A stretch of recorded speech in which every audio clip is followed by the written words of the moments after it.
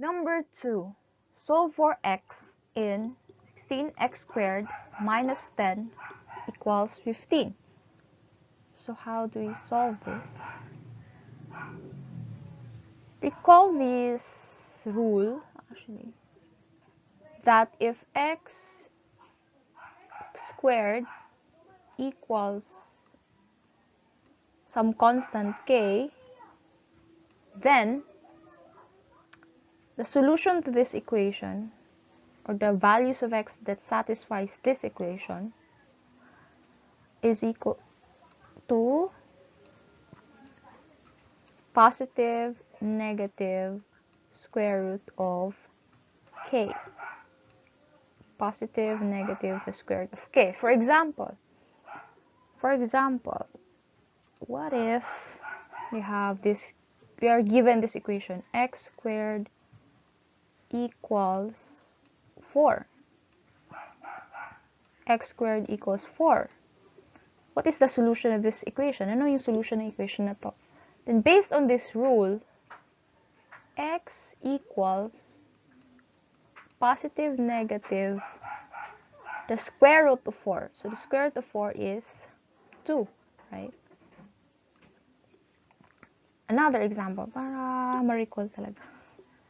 Another example, what if we're given x squared equals 25? X squared equals 25. Then x equals positive, negative, square root of 25. So what's the square root of 25? 5. So positive, negative, 5. So inanaon siya paggamit sa rule, kaninga rule. Alright, so now let's answer this problem. So what we do is we try to write this given equation, into form x squared equals some constant. Let's do that. So x squared, 16 x squared minus 10. So let's transfer negative 10, transpose to the right side of the equal sign. So may mo siyang positive, so 15 plus, so positive 10. Okay, so 16 x squared equals 25.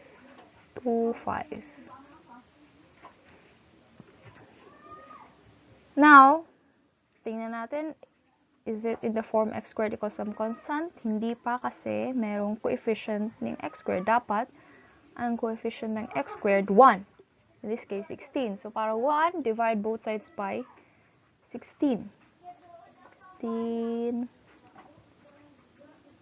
over 16. So, divide both sides by 16. So, 16 divided by 16 is equal to 1. So, yun ang gusto nating form.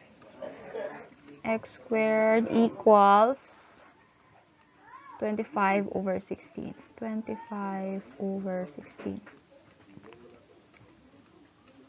So, tanong ngayon, is it in the form x squared equals some constant? Yes. So, ito na yung form niya, x squared equals a constant number. A number. X squared equals some number. So, pag-apply ng rule na to, then x equals, let's try another color, then x equals, so if x squared equals 25 over 16, then x equals positive, negative, square root of 25 over 16. Positive, negative, square root of 25 over 16. So, positive, negative. Square root of 25 is 5. Square root of 16 is 4.